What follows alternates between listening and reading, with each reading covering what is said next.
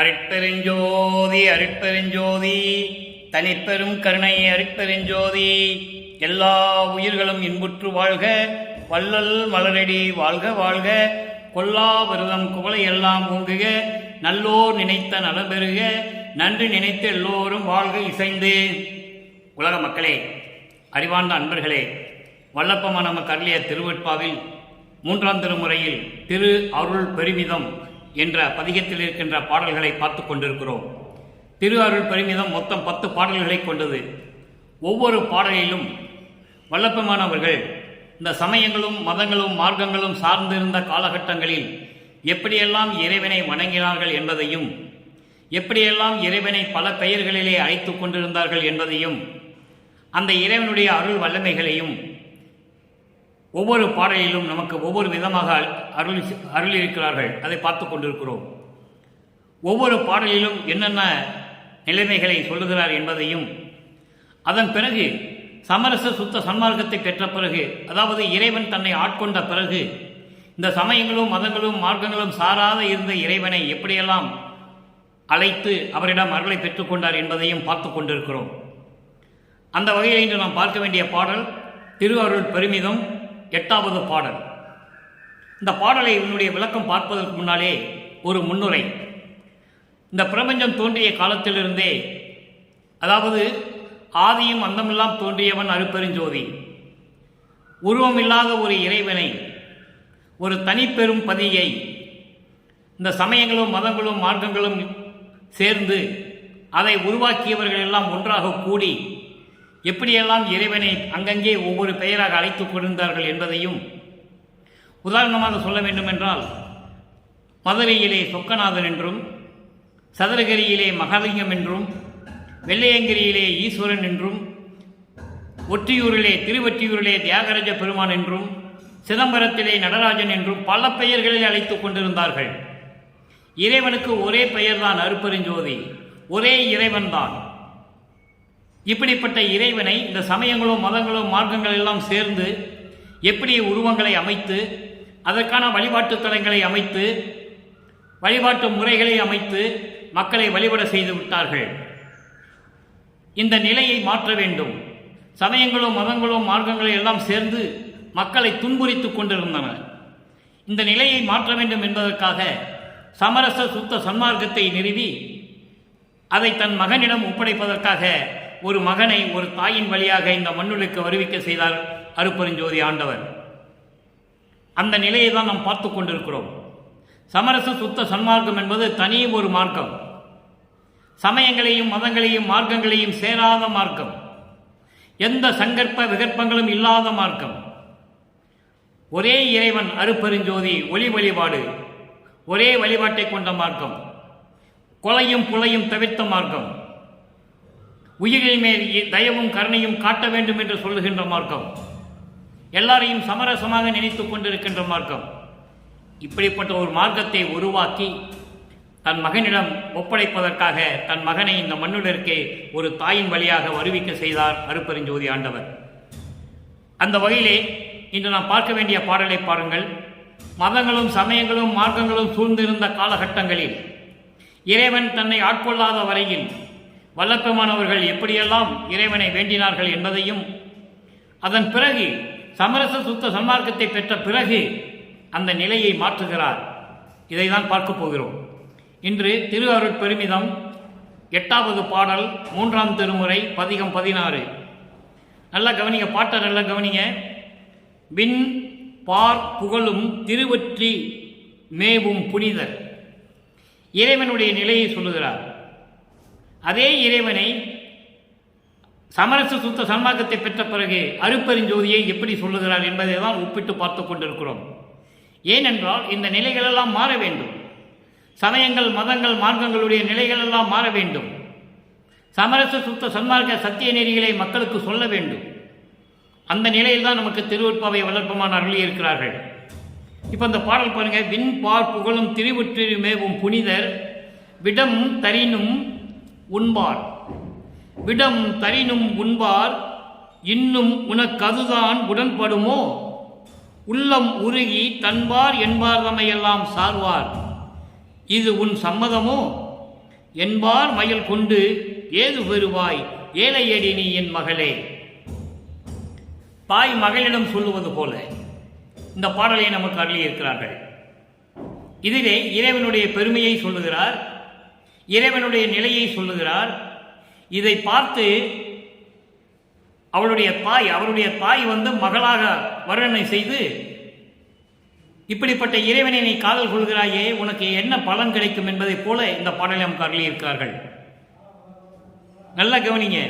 விண் பார் புகழும் திரிவுற்றி புனிதர், மண்ணுலகமும் விண்ணுலகமும் போற்றக்கூடிய வணங்கக்கூடிய இறைவன் திருவொற்றியூரிலே இருக்கின்றார். புனிதர் என்று சொல்லுகிறார். விடம் தரினும் உண்பார், விஷம் கொடுத்தாலும் சாப்பிடுவார், விஷம் கொடுத்தாலும் சாப்பிடுவார். இது உனக்கு உடன்படுமோ?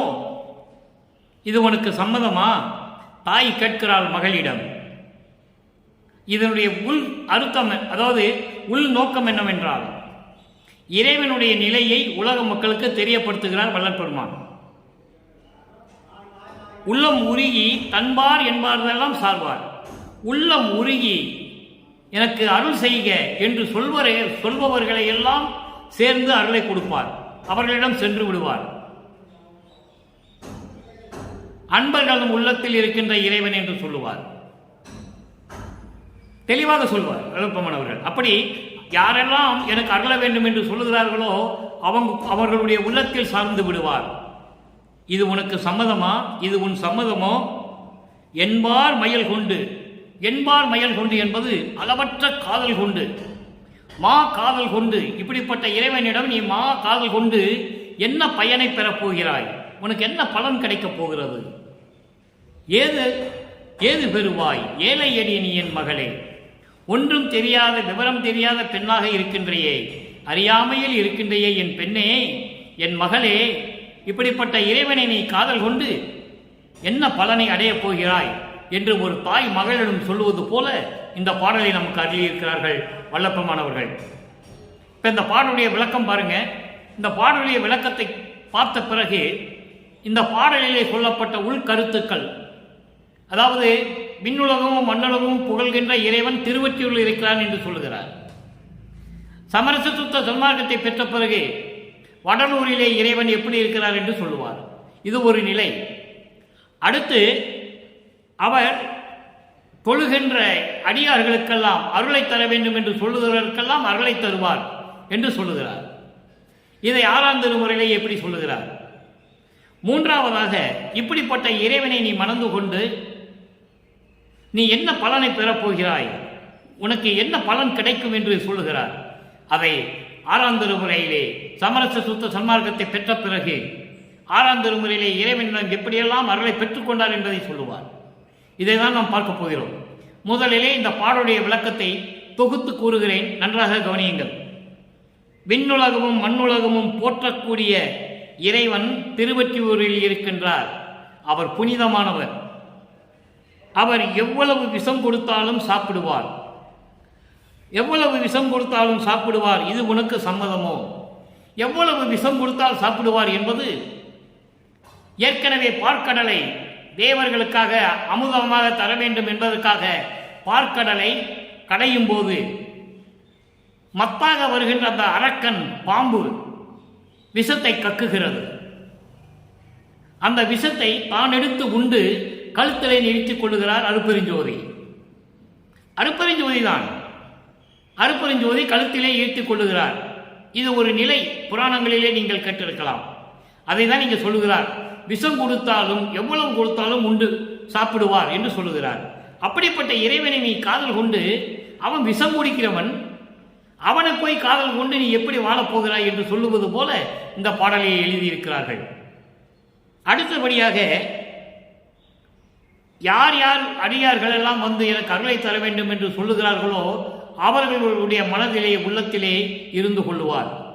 இது உனக்கு சம்மதமா? அடியார்களிடம் சென்று விடுவார். இது உனக்கு சம்மதமா என்று சொல்கிறார். அப்போ அடியார்களுடைய உள்ளத்திலே நீ வந்து சென்று கொண்டு வருவார். உனக்கு சம்மதமோ? இதையெல்லாம் நினைக்காமல் நீ எண்ணியபடி மா காதல் கொள்ளு, அளவு கடந்த காதல் கொண்டு அவனை திருமணம் செய்து கொள்ள வேண்டும் என்று நீ சொல்லுகிறாய். எப்படி இது சாத்தியமாகும் என் மகளே ஒன்றும் விவரம் தெரியாமல் இருக்கிறாயே என் மகளே என்று சொல்லி இந்த பாடலை நமக்கு அருளியிருக்கிறார்கள். இப்போ அந்த பாடலில் கூறப்பட்ட கருத்துக்கள் அத்தனைக்குமே சமரச சுத்த சன்மார்க்கத்தை பெற்ற பிறகு நல்லா கவனிக்கணும். நீங்கள் இதை ஏன் இந்த பாடலை எடுத்து ஒவ்வொரு நாளும் இதை கூறுகிறேன் என்றால், வள்ளல் பெருமான் சமயங்களும் மதங்களும் மார்க்கங்களும் சாராத ஒரு சன்மார்க்கத்தை பெற்றுக்கொண்டு தன் தந்தையிடம் பெற்றுக்கொண்டு உலக மக்களிடம் சொல்லும்போது, உலக மக்களே நீங்கள் நேரடியாக சமரச சுத்த சன்மார்க்கத்துக்கு வாருங்கள், நான் இருந்து பார்த்து விட்டேன், அதில் ஒன்றுமே இல்லை, காலம் கடந்து விட்டது, இறைவன் வருகின்ற நேரம் வந்து விட்டது, சமரச சுத்த சன்மார்க்க காலம் தொடங்கிவிட்டது, இறைவன் வருகின்ற தருணம் இது, நீங்கள் தயங்காமல் தாமதிக்காமல் உடனடியாக சமரச சுத்த சன்மார்க்கத்துக்கு வாருங்கள் என்று சொல்லுகிறார். எல்லா இடத்துல போய் உருவ வழிபாடு செய்துவிட்டு வர சொல்லவில்லை, யாகங்கள் செய்துவிட்டு வர சொல்லவில்லை. அது ஒரு நிலை, சமயங்களும் மதங்களும் மார்க்கங்களும் சார்ந்த ஒரு நிலை. சமரச சுத்த சன்மார்க்கம் என்பது இது இல்லாத நிலைகள், அதை நீங்கள் புரிந்து கொள்ள வேண்டும். இப்போ பாருங்க, ஆறாவது திருமுறையில் 75வது பதிகம் நற்றாய் கூறல். நல்ல தாய் சொல்லுவது எப்படி என்றால், இங்கே தாய் மகளிடம் சொல்லுகிறாள் 3ஆம் திருமுறையிலே. இப்படிப்பட்ட இறைவனை நீ மணந்து கொண்டு என்ன அருளை பெறப்போகிறாய், என்ன பலனை பெறப்போகிறாய் என்று சொல்லும் பொழுது, இதையெல்லாம் மகள் 6ஆம் திருமுறையிலே சொல்லுகிறார்கள் என்று சொல்லி ஒரு தாய் சொல்லுவது போல அந்த பதிகத்திலே நமக்கு அருளியிருக்கிறார்கள். அங்கேயும் 8வது பாடல். இங்கே 3ஆம் திருமுறையில் என்று நாம் பார்த்த 8வது பாடலுக்கு 6ஆம் திருமுறையிலே அந்த தாய் சொல்லுவதை 8வது பாடலிலே சொல்லுகிறார். மெலிந்த என் உள்ளத்தை அறிந்தனை, மெலிந்த உள்ளத்தை அறிந்தனை, தயவு மேவிலை என்னையோ என்றாள். மகள் இறைவனிடம் சொல்லுவதை கேட்டு தாய் சொல்லுகிறாள். எவ்வளவு அற்புதம் பாருங்க. மகள் இறைவனிடம் கேட்பதை பார்த்து தாய் சொல்லுகிறாள், மெலிந்த என் உள்ளத்தை அறிந்தனை, தயவு மேவிலை என்னையோ என்றாள். என் மகள் இறைவனை பார்த்து கேட்கிறாள், வருத்தமடைந்த என் உள்ளத்தை அறிந்து, எனக்கு தெரியும், உனக்கு தெரியும் என் உள்ளம் எப்படியெல்லாம் வருத்தப்படுகிறது என்று உனக்கு தெரியும். அப்படி வருத்தப்படுகின்ற என் உள்ளத்தை நீ அறிந்து கொண்டாய், இன்னும் தயவு கொடுக்கவில்லை, நீ என் மேல் இன்னும் தயவு காட்டவில்லை, எதற்காக என்று கேட்பாள். மகள் இறைவனிடம் கேட்டதை தாய் சொல்லுகிறாள். என் மகள் இப்படியெல்லாம் இறைவனிடம் கேட்டால், உன்னை நினைத்து வரிந்து கொண்டிருக்கிறேன், என் உள்ளம் வரிந்து கொண்டிருக்கிறது, இன்னும் நீ எனக்கு தயவு காட்டவில்லையே என்று சொல்லுகிறாள். எதற்காக என்று இறைவனிடம் கேட்கிறாள். நலிந்த போது இன்னும் பார்த்தும் என்று இழுத்தல் நல்லவருக்கு அடுப்பதோ என்றாள். நான் துன்படுவதை பார்த்து இன்னும் பார்த்து கொண்டு இருப்பது நல்லவர்களுக்கு அழகா? இது நல்லவர்களுக்கு இது அழகா? இது மாண்பா என்று சொல்லி கேட்கிறார். இறைவனிடம் கேட்கிறார். அதை தாய் சொல்லுகிறார், என் மகள் இறைவனிடம் இப்படியெல்லாம் கேட்டாள் என்று சொல்லுகிறாள். மலிந்த இவ்வுலக வாய்ப்பற தூற்ற வைத்தல் உன் மரபு அல்ல என்றார். இந்த உலகத்தில் இருக்க மக்கள், அளவற்ற மக்கள், எண்ணற்ற மக்கள், கணக்கில் அடங்காத மக்கள் எல்லாருமே சேர்ந்து வாய்ப்பதர் தூற்ற, வாய்க்கு வந்தபடியெல்லாம் பேச, அந்த நிலையை உருவாக்குவது உன் மரபுக்கு அழகல்ல, இது உன் மரபல்ல என்றாள். வலிந்து என்னை கலந்த வள்ளலே என்றார். விரும்பி வலிந்து விரும்பி என்னை கலந்த வள்ளலே என்றார். அப்போ இறைவன் தன்னோடு 2.5 கலந்ததை இங்கு உறுதிப்படுத்துகிறார். நல்லா கவனிக்கணும் நீங்க.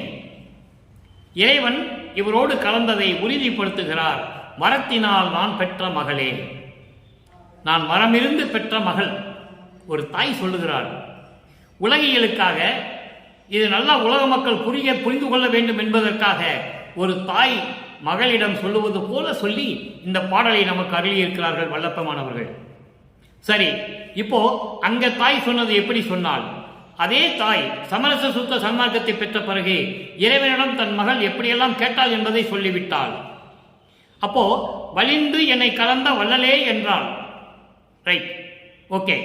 இப்போ அதை பெற்றதை சொல்ல வேண்டும். இறைவன் 2ஓட கலந்து விட்டான் அல்லவா? அப்ப அந்த இறைவன் எந்த நிலையில் இருக்கிறார், அவனுடைய பெருமையை சொல்ல வேண்டும். எப்படியெல்லாம் அருளை கொடுத்தார் என்பதையும் சொல்ல வேண்டும். அதற்கு 52வது பதிகம் பொது நடம் என்ற பதிகம். இந்த பொது நடம் என்பது திருவடி புகழ்ச்சி. திருவடி புகழ்ச்சி என்பது சத்தியஞான சபையிலே அருள் நடனம் செய்து கொண்டிருக்கின்ற இறைவனுடைய செயலை பற்றி கூறுவது, இறைவனுடைய நிலையை வியந்து சொல்லுவது. அக்ஞேயம் 8வது பாடல் அளப்பு அற விளங்கும், அளப்பு அற விளங்கும் அருள் பெரு விளக்கே. நல்ல பாடலை கவனிங்க.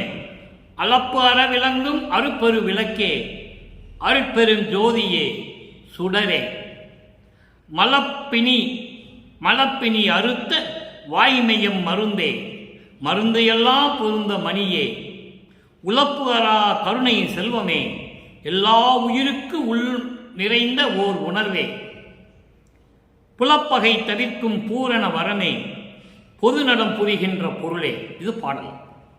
அங்கே அன்பர்கள் தொழுகின்ற, அருளை செய்ய வேண்டும் என்று இறைவனை தொழுகின்ற அடியார்களெல்லாம் போய் சேர்ந்து விடுவார் என்று சொல்லுவார் 3ஆம் திருமுறையிலே. இந்த பாடலிலே சொல்லுவார் பாருங்க, எல்லா உயிருக்கும் உள் நிறைந்த ஓர் உணர்வே. அந்த பாடலுடைய விளக்கத்தை இங்கு தருகிறார். அங்க ஒரு வரியை சொல்லுகிறார், விளக்கம் 6ஆம் திருமுறையிலே தருகிறார்.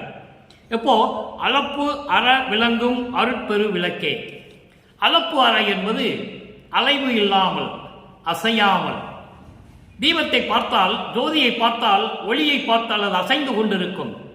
அப்படி அசையாமல், அலைவுகள் இல்லாமல் நிலை பெற்று நின்றிருக்கக்கூடிய அருட்பெரு விளக்கே, அருட்பெரும் ஜோதியே. அதை தான் விளப்பமான் சொல்லுவார், துண்டா மணி விளக்கே என்று சொல்லுவார். அற்புதமாக இருக்கும் இறைவனை பற்றி சொல்லும் பொழுது. துண்டா மணி விளக்கே என்பது, இப்போ நீங்கள் ஒரு விளக்கை பற்ற வச்சிங்கன்னா அந்த விளக்கு, அந்த திரி குறைய குறைய ஒளி குறையும். அப்போ திருப்பி தூண்டிய அந்த திரியை தூண்டி விடணும், திரியை தூண்டி விடணும், மேலே தள்ளி அந்த ஒளி பெறுவதற்காக அந்த திரியை தூண்டி விடணும். ஆனால் அருட்பெருஞ்சோதி அப்படி இல்லை, தூண்டா மணி விளக்கே என்று சொல்லுவார். தூண்டா மணி விளக்கே என்பது நிரந்தரமாக நிலை பெற்றிருக்கக்கூடிய அருட்பெருஞ்சோதி. அதை தான் இங்கே சொல்லுகிறார், அளப்பு அற விளங்கும் அருட்பெரு விளக்கே. அடுத்த வரையிலே சொல்லிடுவார், அருட்பெருஞ்சோதியே, சுடரே, மலப்பினி அறுத்த வாய்மை என் மருந்தே. மலப்பினி 5 மலங்களையும், ஆணவம், கண்மம், மாயை, மாமாயை, துரோதை போன்ற மலப்பிணிகளை நீக்கிய வாய்மையம் மருந்தே, உண்மையான என் கடவுளே. மருந்தே என்பது உயிர்களுக்கு அன்பு காட்டக்கூடிய, உயிர்களுக்கு இன்பத்தை தரக்கூடிய இறைவன். அவரை தான் மருந்து என்று சொல்கிறார். உயிர் நேயம் கொண்ட இறைவன், பிணிகளை நீக்கக்கூடிய இறைவன், அதான் மருந்து. பிணியை நீக்கக்கூடிய மருந்து என்று சொல்லுவார். அற்புதமாக இருக்கும். அப்படிப்பட்ட இறைவனே, மருந்து எல்லாம் பொருந்திய மணியே, உயிர் நேயம் கொண்ட, கருணையும் தயமும் கொண்ட, இப்படி மருந்தெல்லாம் பொருந்திய மணியே, உலப்பு அருள் கருணை செல்வமே, தீமைகளையும் துன்பங்களையும் துயரங்களையும் இடர்களை எல்லாம் நீக்கக்கூடிய கருணை செல்வமே, கருணை நிதியே என்று சொல்லுவார். கருணை செல்வமே, எல்லா உயிர்களுக்கும் உள்ளும் நிறைந்த ஓர் உணர்வே, எல்லா உயிர்களுடைய உள்ளத்திலே நிறைந்து கொண்டிருக்கின்ற உணர்வே என்று சொல்லுகிறார். புலப்பகை தவிர்க்கும் பூரண வரமே, கொலையும் புலையும் தவிர்த்து சத்திய நெறியில் இருந்து கொண்டிருக்கின்ற, சிவ நெறியில் இருந்து கொண்டிருக்கின்ற, அதான் புலைப்பகை தவிர்க்கும் என்று சொல்லுகிறார். புலையும் கொலையும் நீக்கிய, உயிரில் மேல் இரக்கம் கொண்ட, தயவும் கருணை கொண்ட, பரிபூரணமாக விளங்கி கொண்டிருக்கின்ற வரமே பூரணம் என்று சொல்லுகிறார். பூரணம் என்பது பரிபூரணமாக நிறைந்து கொண்டிருக்கின்ற வரமே, பொது நடம் புரிகின்ற பொருளே. பொது நடம் புரிகின்ற என்பது சத்திய ஞான சபையிலே அருளாட்சி செய்து கொண்டு அருள் நடனம் புரிந்து கொண்டிருக்கின்ற அருட்பெருஞ்சோதியே. அதான் பொருள் என்று சொல்லுகிறார்.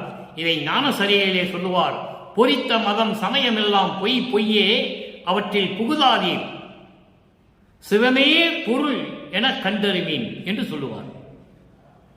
பொருள் என்பது அருட்பெருஞ்சோதி. சமயங்களையும் மதங்களுக்குள்ள போகாதீங்க, அதெல்லாம் பொய். சிவம் ஒன்றே பொருள் என கண்டறிவீன். அருட்பெருஞ்சோதி தான் கடவுள் என்பதை நீங்கள் புரிந்து கொள்ள வேண்டும், உணர்ந்து கொள்ள வேண்டும் என்று சொல்லுவார். அடுத்து 85வது பதிகம் திரு அருள் பேரு. திரு அருள் பேரு என்ற பதிகத்திலே 8வது பாடல். அஞ்சி அஞ்சி ஊனும் அருந்தாமல். நல்ல கவனிக்கணும். நீங்க வல்லப்பமான இலையை போட்டு பாயாச வடையோட சாப்பிட்டார் என்றெல்லாம் சொல்லுவார்கள். நம்பாதீர்கள் நண்பர்களே. இறைவன் ஊனில்லை, உறக்கமில்லை, மலஞ்சலம் கழிக்கவில்லை, அப்படி நிலையில் இருக்கின்றவன் வல்லப்பெருமான். நீங்கள் நன்றாக புரிஞ்சுக்கணும். அஞ்சி அஞ்சி ஊனும் அருந்தாமல், பயந்து பயந்து நான் சாப்பிடாமல், ஆங்கு ஒரு சார், ஒரு இடத்திலே, ஆங்கு ஒரு சார் என்பது ஒரு இடத்திலே பஞ்சில் உழந்தே படுத்து அயர்ந்தேன். பஞ்சு எப்படி காற்றிலே சுழன்று சுழன்று போகுமோ அதுபோல நானும் சுழன்று சுழன்று திரிந்து, எப்படி சொல்றார் பாருங்க, சுழன்று சுழன்று திரிந்து, எப்படி உனக்காக தந்தையை பார்த்து சொல்லுகிறார், உன்னை பார்க்க வேண்டும் என்பதற்காக, உன் அருளை பெற வேண்டும் என்பதற்காக. பஞ்சு போல காற்றில் பஞ்சு போன்ற, காற்றிலே பஞ்சு பறந்தால் எப்படி சுழன்று சுழன்று போகுமோ அதுபோல் சுழன்று சுழன்று திரிந்து திரிந்து படுத்து அயர்ந்தேன். படுத்து அயர்ந்தேன், இளைப்பாரி படுத்து படுத்து அயர்ந்தேன். மனம் சஞ்சலப்பட்டு நான் படுத்து கொண்டிருந்த காலத்தில் விஞ்சி விரைந்து அங்கு வந்தாய்.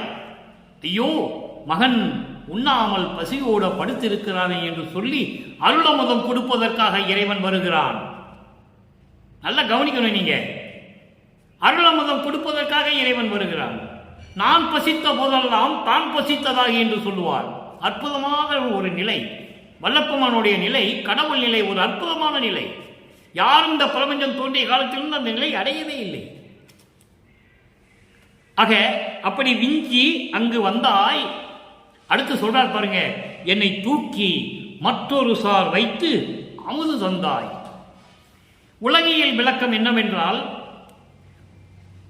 பசியோட படுத்திருந்தேன், அங்க என்னை தூக்கி இன்னொரு இடத்துல படுக்க வச்சு அமுது கொடுத்தாய், அமுது தந்தாய் என்று சொல்லலாம். ஆனால் அது அப்படி அல்ல. சமரச சுத்த சன்மார்க்கம் விளக்கமே வேறு. எதுவும் உண்ணாமல் படுத்து சுத்தி சுத்தி திரிந்து உன்னை பார்க்க முடியாமல் படுத்து அயர்ந்து இருக்கும் போது விரைந்து நீ இங்கு வந்தாய். என்னை தூக்கி எடுத்து கொஞ்சி அணைத்து என் மடியிலே, உன் மடியிலே வைத்து எனக்கு அமுதம் தந்தாய் என்று சொல்லுவார். குழந்தைக்கு சோறு ஊட்டுவது போல எனக்கு அமுதம் ஊட்டினாய் என்று சொல்லுகிறார். தூக்கி எடுத்து, மகனே பசியோடு இருக்கிறாயே மகனே என்று கொஞ்சி குலாவி அணைத்து மகிழ்ந்து முத்தமிட்டு அருளமுதம் கொடுத்தாய், அருளமுதம் தந்தாய். நான் செய்த தவம், நான் என்ன தவம் செய்தேனோ, நான் என்ன தவம் செய்தவனோ தெரியவில்லை. என் தந்தை ஐயோ பசிக்குதே என்று சொல்லும் பொழுது, பசிக்குதே என்று சொல்லும் பொழுது பஞ்சு போல காற்றிலே எப்படி பஞ்சு சுற்றி திரியுமோ அதுபோல நான் திரிந்து திரிந்து படுத்து அயர்ந்த போது இருந்த நேரத்தில், படுத்து அயர்ந்த போது நேரத்தில் விரைந்து மகன் பசியோடு இருக்கிறானேன் என்று சொல்லி என்னையும் ஒரு பொருட்டாக எண்ணி என்று சொல்லுவார். அற்புதமான நிலைகளாம் இருக்கின்றன. அப்போ தூக்கி எடுத்து நனைத்து பசிக்கின்றதா மகனே என்று சொல்லி கொஞ்சம் குலாவி அமுதம் கொடுத்தார் என்று சொல்கிறார். சொல்லும் பொழுதே மனம் பூரிப்பு அடையும். அப்படியே இறைவனை நினைக்கும் போது ஆனந்த கண்ணீர் வரும். அப்படிப்பட்ட நிலைகள் எல்லாம் வல்லப்பெருமான் திருவருட்பாவிலே நமக்கு அருள் இருக்கிறார்கள் என்பதை நான் இங்கே பதிவு செய்ய கடமைப்பட்டிருக்கிறேன். நான் என்ன தவம் செய்தேனோ என்று சொல்லுகிறார். அடுத்து பாருங்க. சரி, இப்போ அமுதம் கொடுத்து விட்டார். அதுக்கடுத்து இறைவன் கொடுத்த அந்த அருள்களுக்கெல்லாம் நான் என்ன கைமாறு செய்ய போகிறேன் என்று சொல்லுவார். 87வது பதிகம் கைமாறின்மை 8வது பாடல். அங்கேயும் 8வது பாடல். 1ஆம் திருமுறையிலிருந்து 5ஆம் திருமுறை வரைக்கும் இருக்கின்ற பாடல்களுடைய விளக்கங்கள் 6ஆம் திருமுறையில் இருக்கின்றன. முடிவான முடிவு. தருண நிதியே, தருண நிதியே என்பது கருணை நிதியே, என் ஒருமை தாயே, நீயும் நானும் ஒன்றே என்று நினைத்து அந்த ஒருமையோடு இருக்கின்ற என் தாயே, நீ இல்லை வேறு மகனே, நான் வேறு இல்லை மகனே, நாம் 2 பேரும் ஒன்றுதான். அதான் ஒருமை தாயே என்று சொல்லுகிறார். வேறு வேறு அல்ல, நீயும் நானும் வேறு வேறு அல்ல என்று சொல்லுகிறார். என் ஒருமை தாயே, என்னை தடுத்து சமயங்களும் மதங்களும் மார்க்கங்களும் சாராத நிலையில் அவையெல்லாம் என்னிடம் சேராத வகையில் அதையெல்லாம் தடுத்து ஆண்டு என்னை ஆட்கொண்டு, எவ்வளவு அற்புதமா சொல்றாரு நீங்க பார்க்கணும். ஆண்டு வருண நிறைவில் சன்மார்க்கம் மறுவ புரிந்த வாழ்வே. வருண நிறைவில் என்பது பல வகையான நிறைவில், அதாவது பரிபூரணமாக என்று சொல்லலாம். பரிபூரணமாக, முழுவதுமாக, மிச்சமில்லாமல் முழுவதுமாக சன்மார்க்கம் மறுவ புரிந்த, சன்மார்க்கம் என்னுடன் பொருந்த புரிந்த வாழ்வே. இறைவனே, அருட்பெருஞ்சோதியே, நல் அருள் ஒளியே என சிறிதே அழைத்தேன். நல் அருள் ஒளியே, அருட்பெருஞ்சோதியே என சிறிது அழைத்தேன். நான் கொஞ்சம் தான் கூப்பிட்டேன் அவரை. அழைக்கும் முன் வந்தே. நான் அப்படி அழைப்பதற்கு முன்னாலே என் முன் எழுந்தருளி கருணை கொடுத்தாய். எனக்கு தயவையும் கருணையும் அள்ளி கொடுத்தாய். நிந்தனக்கு கைமாறு ஏது கொடுப்பேனே. உன்னுடைய இந்த கைமாறு இப்படியெல்லாம் எனக்கு அருள் செய்தாயே, நான் என்ன கைமாறு செய்ய போகிறேன் என்று சொல்லுகிறார். அடுத்து 89வது பதிகம் திரு அருள் கொடை, 8வது பாடல். எப்படிப்பட்ட அருளை கொடுத்தார் சொல்லணும்ல. எப்படிப்பட்ட அருளை கொடுத்தார்? அருளை கொடுத்தார் என்பது ஒட்டுமொத்தமான ஒரு கருத்து. என்னென்ன அருளை கொடுத்தார் உலக மக்களுக்கு தெரியப்படுத்த வேண்டும். திரு அருள் கொடை 6வது திருமுறை பதிகம் 89 8வது பாடல். நாய் எனவே திரிந்தேனை வலிந்து அழைத்து நான்முகன் மால் தூய பெருந்தேவர் செய்யும் பொழில் புரி என்று அமுது அளித்தாய். நாயகா, நின் அடியார் சபை நடுவிருக்க வைத்து அருளி சேயெனவே வளர்க்கின்றாய், சிற்றவையில் நடிக்கின்றாய். இது நாம் பார்த்த 3ஆம் திருமுறையிலே 8வது பாடலிலே சொல்லுவார். வான் பார் புகழும் திருவொற்றி புனிதர் என்று சொல்லுவார். திருவொற்றியிலே இருக்கின்ற இறைவன் என்று சொல்லுவார். சமயங்களும் மதங்களும் மார்க்கங்களும் சார்ந்த நிலையில் தன்னை யார் என்று அறியாத நிலையில் சொல்லியது உண்டு. இது உண்மை, திருவருட்பாவிலே இருக்கிறது. சமரச சுத்த சன்மார்க்கத்தை பெற்ற பிறகு இறைவன் எங்கே இருக்கிறார் என்று சொல்லுகிறார். எங்கே இருக்கிறார் என்று சொல்லுகிறார்? சிற்றவையில் நடிக்கின்றாய். நாய் எனவே தெரிந்தேனை, நாய் போன்று தெரு தெருவாக தெரிந்து கொண்டிருந்த என்னை உன்னாலே இந்த மண்ணுலைக்கு வருவிக்க உற்று உன்னை காண முடியாமல் நாய் போன்று தெரு தெருவாக தெரிந்து கொண்டிருந்த என்னை. அதான் விளக்கம். இவர் சும்மா சுத்திக்கிட்டு இருக்கல, தந்தையை தேடுகிறார். 9வது ஆண்டில் வந்து ஆட்கொண்டு விட்டு தந்தையை மகனை அம்போ என்று சொல்லி விட்டு சென்று விட்டார். மகனுக்கு தெரிந்து விட்டது தான் யார் என்ற நிலை. ஏனாதான் எனினும் யான் அம்மையின் அடியேன் என அறிந்தேன், இதயம் மலர்ந்தேன் என்று சொல்லுவார் 3ஆம் திருமுறையில். அப்போ அந்த நிலையில் இருக்கும்போது நான் தெரிந்து கொண்டேன் என்னை யார் என்று. உன்னை பார்க்க தெரு தெருவாக நாய் போன்று சுற்றி திரிந்து கொண்டிருந்த என்னை வலிந்து வலு கட்டாயமாக விரும்பி அழைத்து எப்படி அருளை கொடுக்கிறார்? பிரம்மனும் திருமாலும் ருத்திரனும் மகேஸ்வரனும் சதாசிவமும் போன்ற தேவர்கள் என்று சொல்லுகிறார். தூய பெருந்தேவர்கள் அவர்கள் செய்து கொண்டிருக்கின்ற தொழிலை வாங்கி நீ செய் என்றான். நல்லா புரிஞ்சுக்கணும் நீங்க.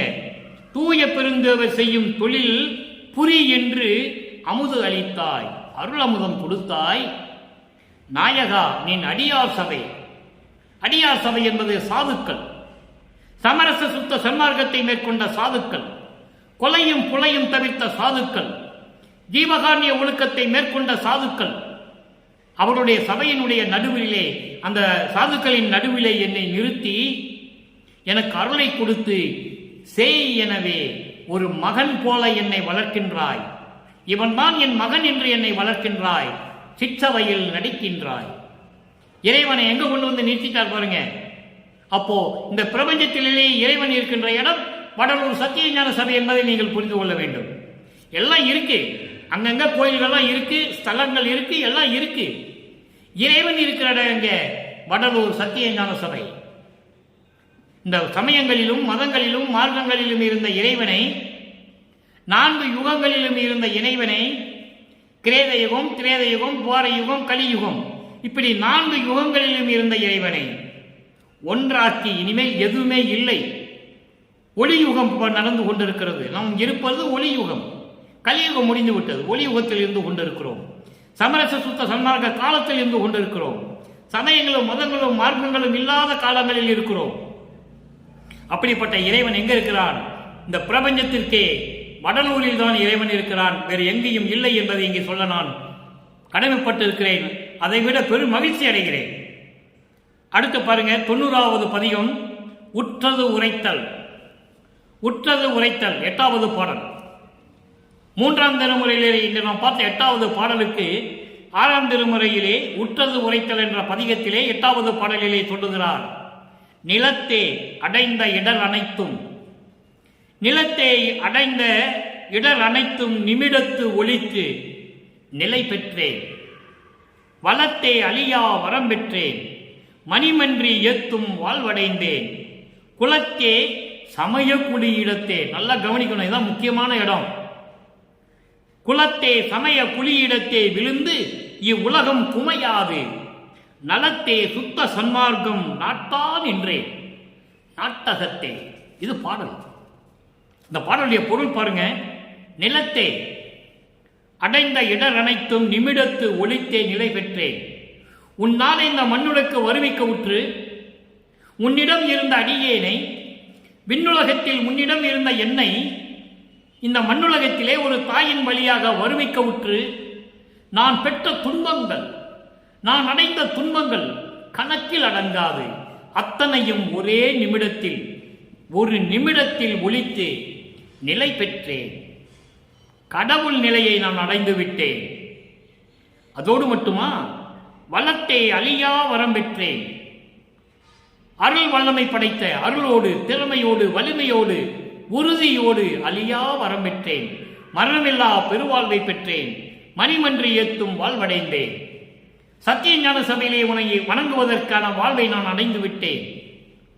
குலத்தே சமய குழியிடத்தே, குலத்தே சமய குழியிடத்தே விழுந்து இவ்வுலகம் குமையாது. இது ஒரே வரி. அதாவது சமயங்கள், அந்த கூட்டங்கள், சமயம், சமயங்கள், மதங்கள், மார்க்கங்கள், இதான் குலம் என்று சொல்லுகிறார். அந்த குழி, சமய குழியிடத்தே. இனம், இது ஒரு இனம். சமயங்கள், மதங்கள், மார்க்கங்கள் என்பது ஒரு இனம். ஏற்கனவே கூறியது போல சமயங்கள் என்பது சைவம், வைஷ்ணவம், கௌபாரம், சௌரம், காணாபத்தியம், சாதகம், இது சமயங்கள். மதங்கள் ஏற்கனவே உங்களுக்கு தெரியும். புத்த மதம், சமண மதம், யூத மதம், இந்து மதம், கிறிஸ்துவ மதம், இஸ்லாமிய மதம் எல்லாம் இருக்கு.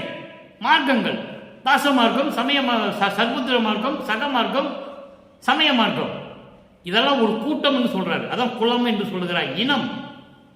இந்த இனங்கள் எல்லாம் சமய குழியிடத்தே, சமய குழியிடத்தே விழுந்து இவ்வுலகம் குமையாது.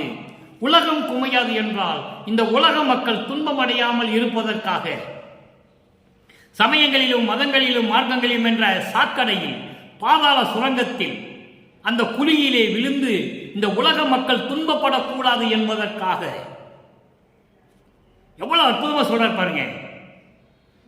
உலக மக்கள் துன்பப்படக்கூடாது என்பதற்காக நலத்தே எல்லா நலன்களையும் தரக்கூடிய சுத்த சன்மார்க்கம் நாட்டான் என்றே, சுத்த சன்மார்க்கத்தை பெற்று நிலை பெற்று நின்று கொண்டிருக்கிறேன். நாட்டு அகத்தே, இந்த மண்ணுலகிலே, இந்த உலகிலே அப்படியெல்லாம் நான் வாழ்ந்து கொண்டிருக்கிறேன். நாட்டகத்தே என்பது சிவசிவராஜ்யத்தில், சுத்த சிவராஜ்யத்தில், சமரச சுத்த சன்மார்க்க ராஜ்யத்தில் நான் நிலை பெற்று நின்று கொண்டிருக்கிறேன் என்று சொல்லுகிறார். எவ்வளவு அற்புதம் என்பதை நீங்கள் புரிந்து கொள்ள வேண்டும் நண்பர்களே. இறுதியாக ஒரே ஒரு விளக்கம். 98வது பதிகம் சத்குரு மணிமாலை. சத்குரு மணிமாலையிலே 8வது பாடல். தத்துவமசி நிலை இது இது தானே சத்தியம் கான் என தனித்து உரைத்து, எப்படி சொல்றார் பாருங்க. தத்துவமசி நிலை இது இது தானே சத்தியம் கான் என தனித்து உரைத்து, எனக்கே எத்து வந்தனைகளும்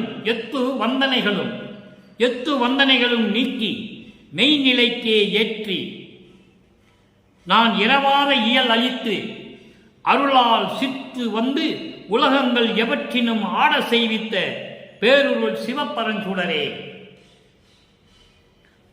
சத்துவ நெறி தரும் வடல் அருள்கடலே தனி நடராஜ சத்குருமணியே. இது பாடல். இந்த பாடலுடைய விளக்கம் பாருங்க. தத்துவ மசி நிலை என்பது தத்துவங்களை எல்லாம் கடந்து நீ நான் வேறு வேறு அல்ல, நீ அதுவாக இருக்கின்றாய் என்ற நிலை. நீ அதுவாய் இருக்கின்றாய் என்ற நிலை. நீ அதுவாய் இருக்கின்ற நிலை என்பது கடவுள் நிலை. அது என்பது இறைவன், கடவுள் ஆற்றலுடைய நிலை. ஆக தத்துவங்களை எல்லாம் கடந்து இது அது இது இது தானே சத்தியம் காண், இதுதான் கடவுள் நிலை, இதுதான் இதுதான் இதுதான் என்று சொல்லி தத்துவங்களை கடக்க செய்து எப்படி சொல்றார் பாருங்க.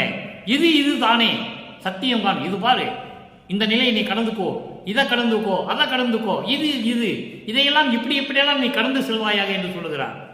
இதைதான் அருட்பெருஞ்சோதி அட்டகத்திலே சொல்லுவார். அன்பர்களே, ஒவ்வொரு பாடல் விளக்கம் சொல்லும்போது இன்னொரு பாடல் தானாக வருகிறது. நானும் சுருக்கிக் கொள்ளதான் நினைக்கிறேன், முடியவில்லை. தத்துவங்கள் அனைத்தும் தனித்தனி கடந்தேன், தத்துவாதீத மேல்நிலையில் சித்தியில் முழுதும் தெரிந்தேன். அதான் இங்க சொல்றாரு, தத்துவமசி நிலை. சித்தியில் முழுதும் தெரிந்தேன், அவை மேல் சிவநிலை தெரிந்திட சென்றேன். அதான் கடவுள் நிலை. அதை இங்க சொல்லுகிறார், நீக்கி மெய்நிலைக்கே ஏற்றி. எவ்வளவு அற்புதமா சொல்றார் பாருங்க. மெய்நிலைக்கே ஏற்றி தத்துவங்களை எல்லாம் கடக்க வைத்து, மகனே இது இப்படி கடந்து போ, இது இப்படி கடந்து போ, இது இப்படி கடந்து போ என்று சொல்லி இது இது தானே சத்தியம் காண், இதுதான் உண்மை மகனே, இதுதான் உண்மை மகனே என்று சொல்லி எல்லாத்தையும் கடக்க வைத்து என தனித்து உரைத்து யாருக்கும் சொல்ல முடியாமல், யாருக்கும் கிடைக்காமல் எனக்கு மட்டும் தனித்து உரைத்து சொல்லி எனக்கே எத்து வந்தனைகளையும் நீக்கி எல்லா இடர்களையும் தத்துவங்களை கடக்க செய்து, அந்தங்களை கடக்க செய்து, சரிய கிரிய யோகம் ஞானம் என்ற 16 நிலைகளையும் கடக்க செய்து, எப்படி சொல்றார் பாருங்க, அத்துவந்தனைகளையும் எல்லாவற்றையும் நீக்கி மெய்நிலைக்கே என்னை ஏற்றி. அதுதான் 16வது நிலை. அதுதான் கடவுள் நிலை அறிந்து அமயமான நிலை, ஞானத்தில் ஞானம். 13வது நிலையிலிருந்துதான் சமரச சுத்த சன்மார்க்கம் தொடங்குகிறது. அதுதான் ஞான சரியை. அதைதான் திரையோ தசநிலை என்று சொல்லுவார். விளக்கங்கள் அவ்வளவு இருக்கின்றது அன்பர்களே. அப்படி இரவாத நிலையில் ஏற்றி நான் இரவாத இயல் அளித்து எனக்கு மரணமில்லா பெருவாழ்வையும் கொடுத்து, இந்த பிரபஞ்சம் தோன்றிய காலத்திலிருந்தே கோடான கோடி பேர் தோன்றினார்கள். எந்த முனிவனும் ரிஷியும் சொன்னதே இல்லை. மரணமில்லா பெருவாழ்வை அளித்து அருளால் சித்து வந்து உலகங்கள் எவற்றினும் ஆட செய்வித்த, எல்லா உலகங்களையும் என்னை இயக்க வைத்த, எல்லா சித்துக்களையும் அருள்களையும் மரணமில்லா பெருவாழ்வையும் கொடுத்து தத்துவங்களை கடக்க செய்து என்னை கடவுள் நிலைக்கு ஏற்றி எல்லா உலகங்களையும் இயக்க வைத்த பேரொருள் சிவ பரஞ்சுடரே அருட்பெருஞ்சோதியே என்று சொல்லுகிறார். சிவபரஞ்சுடர் என்பது அருட்பெருஞ்சோதி. சத்துவ நெறி தரும் வடல் அருள்கடலே, சத்துவ நெறி தரும் வடல் அருள்கடலே, வடலூரிலே இருக்கின்ற சத்தியஞான சபையில் இருக்கின்ற அருள்கடலே, அருட்பெருஞ்சோதியே சத்துவ நெறி என்று சொல்லுகிறார். சமரச சுத்த சன்மார்க்க நெறி சத்துவ நெறி. அதுதான் கொலையும் புலையும் தவிர்த்த நெறி, எந்த மார்க்கங்களையும் சாராத நெறி. சத்துவ குணம் என்று சொல்வார். தாமச குணம், ராஜச குணம், சத்துவ குணம் என்று சொல்லுவார். 3 குணங்களை சொல்லுவார் வல்லப்பமானவர்கள். அந்த சத்துவ நெறி எதில் இருக்கிறது? சத்துவ குணம் எதில் இருக்கிறது? சமரச சுத்த சன்மார்க்கத்தில் இருக்கிறது. அங்கேதான் ஜீவகாரண்யம் இருக்கிறது. பிரபஞ்சம் தோன்றிய காலத்திலிருந்தே எத்தனையோ பேர் அன்னமிட்டார்கள், அன்னக்கூடங்களை அமைத்து சாப்பாடு போட்டார்கள். தேவதாசிகள் கூட சாப்பாடு போட்டார்கள். ஆனால் அது நிலையானதல்ல. சத்துவ நெறியில் போட வேண்டும். அதுதான் ஜீவகாரணிய ஒழுக்கம் என்று சொன்னார். சமரச சுத்த சன்மார்க்கத்தை கடைபிடிக்கிறவன் தான் ஜீவகாரணிய ஒழுக்கத்தில் இருக்க முடியும் என்பதை இங்கு வல்லற்பெருமான் கூறியிருக்கிறார்கள். சத்துவ நெறி தரும் வடல் அரசே, வடலூரிலே இருக்கின்ற சத்துவ நெறியில் இருக்கின்ற அருட்பெருஞ்சோதி, சமரச சுத்த சன்மார்க்கத்தை தருகின்ற அருட்பெருஞ்சோதி ஆண்டவரே, தனி நடராஜ சத்குருமணியே, ஒப்பற்ற நிலையில் இருக்கின்ற நடராஜ சத்குருமணியே, அருட்பெருஞ்சோதி ஆண்டவரே என்று சொல்லி இந்த பாடலை நமக்கு அருளியிருக்கிறார்கள் நமது இறைவன் வல்லற்பெருமானவர்கள். எனவே அன்பர்களே, இன்று நாம் பார்த்த பாடலுக்கு இவ்வளவு விளக்கங்கள் இருக்கின்றன. சமயங்களும் மதங்களும் மார்க்கங்களும் சார்ந்த நிலையில் எப்படியெல்லாம் இறைவனை போற்றினார்கள், புகழ்ந்தார்கள் என்பதையும், இந்த 3 நிலைகளையும் இல்லாது சமயங்கள் மதங்கள் மார்க்கங்கள் சாராத நிலையில் இருக்கின்ற இறைவன் அருட்பெருஞ்சோதி ஆண்டவர் எந்த நிலையில் இருக்கின்றார் என்பதையும் விளக்கமாக பார்த்து விட்டோம்.